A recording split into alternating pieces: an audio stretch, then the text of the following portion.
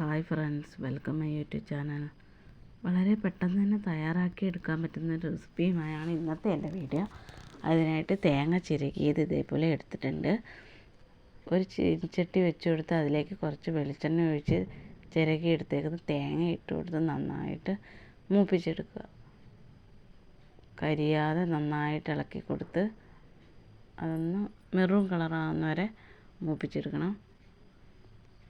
ഇനി അതിലേക്ക് ചേർക്കാനുള്ള പൊടികൾ, അതായത് 3 സ്പൂൺ മുളക് പൊടി, 1.5 സ്പൂൺ മല്ലിപ്പൊടി, ഇതും കൂടി ഇട്ട് കൊടുത്ത് അതൊന്ന് നന്നായിട്ടൊന്ന് മൂപ്പിച്ചെടുക്കും. ഇനി ഇതൊന്ന് അരച്ചെടുക്കണം. ഇനി അതിലേക്ക് ആവശ്യത്തിന് വെള്ളവും ചേർത്ത് 1/2 സ്പൂൺ മഞ്ഞൾപ്പൊടിയും ചേർത്ത് നന്നായിട്ട് അരച്ചെടുക്കുക. ഇതുവരെ എൻ്റെ വീഡിയോ ലൈക്ക് ചെയ്യാത്തവരുണ്ടെങ്കിൽ എന്തായാലും ഒന്ന് ലൈക്ക് ചെയ്യണേ. അതേപോലെ സബ്സ്ക്രൈബ് ചെയ്യാത്തവരോട് ഒന്ന് സബ്സ്ക്രൈബ് ചെയ്യണേ. അങ്ങനെ അത് അരച്ചെടുത്തിട്ടുണ്ട്. ഇനി ഒരു പാത്രം വെച്ച് കൊടുത്ത് അതിലേക്ക് വെളിച്ചെണ്ണ ഒഴിച്ച് കൊടുക്കുക. ഇനി നമ്മൾ അരിഞ്ഞ് വെച്ചേക്കുന്ന ഉരുളൻകിഴങ്ങും സവാള ഇട്ട് കൊടുത്ത് നന്നായിട്ടൊന്ന് മൂപ്പിച്ചെടുക്കുക. അങ്ങനെ അടച്ച് വെച്ചൊന്ന് മൂപ്പിച്ചെടുക്കുക. അങ്ങനെ അതൊന്ന് വഴന്ന് വന്നിട്ടുണ്ട്. അതിലേക്ക് ഒരു തക്കാളി ഇട്ട് കൊടുക്കുക. ഇനി ഒന്ന് ഇളക്കി കൊടുത്ത് അടച്ച് വെച്ച് ഒന്ന് വേവിക്കുക.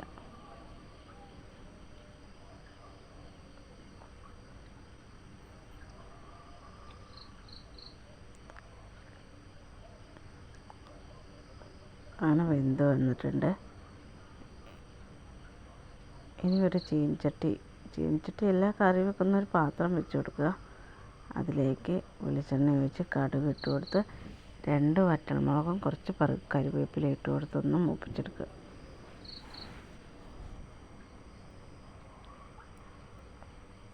അതൊന്ന് മൂത്ത് കഴിയുമ്പോൾ അരച്ച് വെച്ചേക്കുന്ന അരപ്പ് ഒഴിച്ച് കൊടുക്കുക.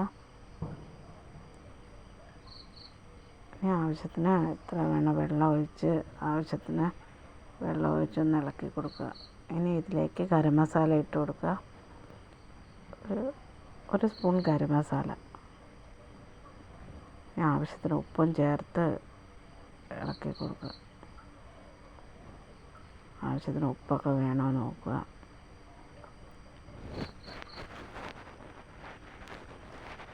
ഇനി ഇത് നന്നായിട്ട് തിളച്ച് കഴിയുമ്പോൾ നമ്മൾ വേവിച്ച് വെച്ചേക്കുന്ന കിഴങ്ങും ഇട്ട് കൊടുക്കുക.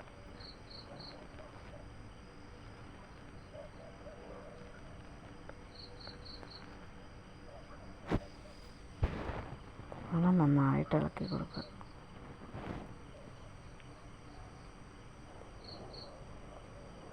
അങ്ങനെ നമ്മുടെ കറി ഏകദേശം ആയിട്ടുണ്ട്. ഇഷ്ടപ്പെട്ടെങ്കിൽ ലൈക്ക് ചെയ്യുക, സബ്സ്ക്രൈബ് ചെയ്യാൻ മറക്കരുത്.